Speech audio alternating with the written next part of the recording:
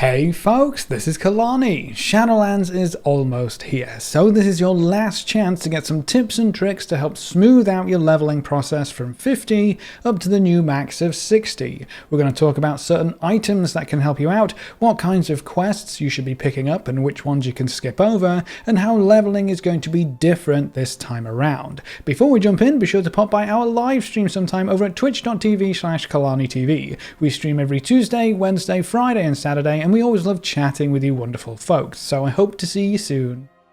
First things first, an update to the quest user interface for the Shadowlands expansion makes it very easy to see which quests are related to the main story progression and are therefore 100% required to complete and progress through, and side quests, which you can skip without worrying about needing to backtrack later because you randomly ran out of quests to complete and can't find out where you need to go next.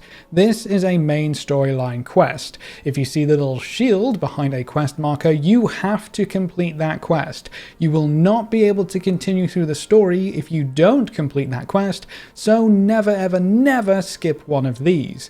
This is a side quest. It's just your bog standard quest marker. You can skip these whenever you want without having to worry too much. While they are not required to progress through the story, just completing main story quests will not get you to max level. You do have to hit level 60 before you're allowed to complete the story campaign and continue on to the endgame stuff. So if you only rush through main story quests, you will have to backtrack later on to make up for the lost experience. You don't need every side quest to hit level 60, so you can still skip quite a few. But don't skip them all, obviously. I would say if they sound or look easy, go ahead and get them out of the way, especially if they want you to do something in an area where you have a main story quest to complete as well. But if they want you to collect 50 items and kill 30 monsters all over the zone, I would probably skip that one or come back and complete it later. It may be worth skipping over more side quests early on to get ahead of the leveling crowd if you plan to level right as the game launches, and then just complete everything you come across in the last couple of zones, but that's completely up to you. I will probably skip most of the Bastion side quests to try and get ahead, and then complete everything in Maldraxxus, Ardenweald and Revendreth. We'll see how it works out on launch day. Something else to definitely consider is War Mode. It still has an experience bonus tied to it, so you can turn that on and level a bit faster, but only if you don't get interrupted by the opposite faction. If you spend all of your time fighting players instead of killing NPCs for the quests you're trying to do, you will actually level significantly slower. But there's something else to consider with War Mode. The vast majority of players will probably shy away from War Mode because it has the potential to really disrupt their leveling adventure. Nobody wants to try and open a chest or talk to an NPC and suddenly have a horde of horde descend upon them to kill them. So I think War Mode might have less players overall. Less players means less competition for quest mobs, which means you could complete your quests faster. The bonus experience might not even be the best part of War Mode if you can avoid the crowds entirely. Obviously, this will depend on your server, on your faction, and on the shard you get put on. Horde players, for the most part, will probably outnumber Alliance players in War Mode, so if you play Horde, War Mode will likely be a safer play. If you play Alliance, it's going to be more of a risk. The good news is that there's almost no penalty for giving it a shot. You can start your adventures with War Mode enabled, and if you run into significant troubles and it just doesn't seem to be worth it, you can turn it off in any rested area, then go about your day. On the flip side, if you don't think it's worth the extra trouble whatsoever, leveling without War Mode isn't going to be significantly slower, and it could be just as fast depending on how many players are in your shard. Personally, we're going to start with War Mode on and see how it goes, and get ready to turn it off if things get too spicy.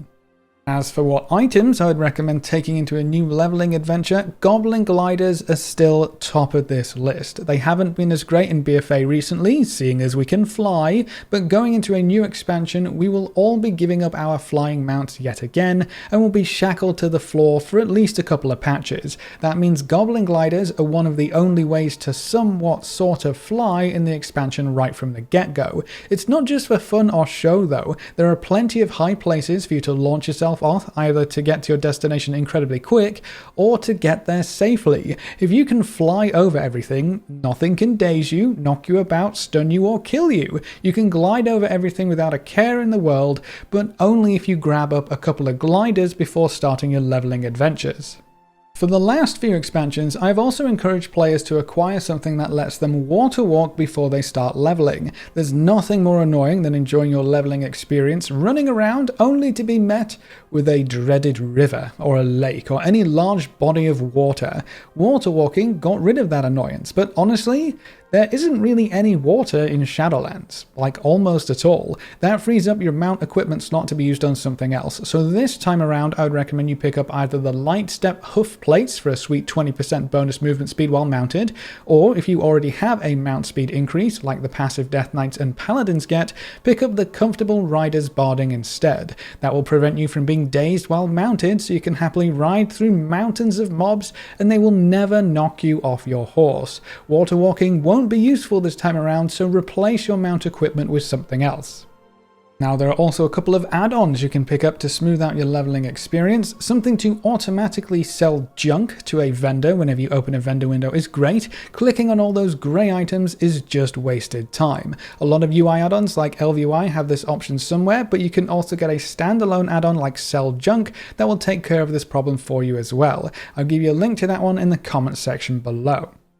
If you want to go fast and you're not too interested in reading quest text or the story in general, you can also get Auto Turn-In. This add-on will pick up all the quests from a quest giver if you simply talk to them, no clicking back and forth on accepting different quests, and if you have a quest to hand in, it will automatically complete quests and pick up any follow-on quests for you with a single click as well.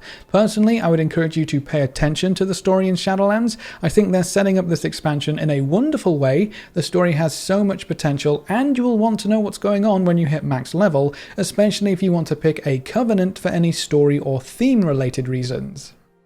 Now this next point isn't necessarily a tip or trick for helping you level up faster, but it's definitely something to help you get the most out of your leveling experience. Leveling in Shadowlands is not like BFA or Legion where we could choose where we want to go and when. We are on rails for the first time when we level. We have to go through the zones in order, and as part of this order you will be able to play about with every single Covenant ability available for your class. While you're questing through Bastion, you will have Kyrian abilities, while in Maldraxxus you'll have the Necrolord abilities.